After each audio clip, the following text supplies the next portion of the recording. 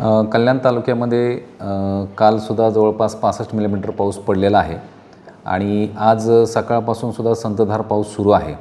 सद्यस्थितीमध्ये कुठल्याही प्रकारचं नुकसान जीवित किंवा मालमत्तेचं झालेलं नाही.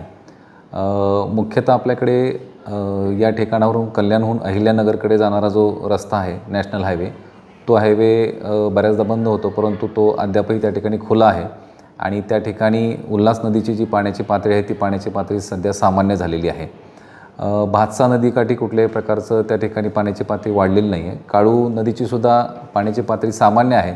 तथापि टिटवाळ्याकडून रुंदे आणि पुढे जाणारा जो रस्ता आहे त्या ठिकाणी मात्र तो पूल जो आहे तो कमी उंचीचा असल्यामुळे त्या ठिकाणी पुलावरून पाणी वाहत आहे, तर तो सद्यस्थितीमध्ये बंद झालेला आहे.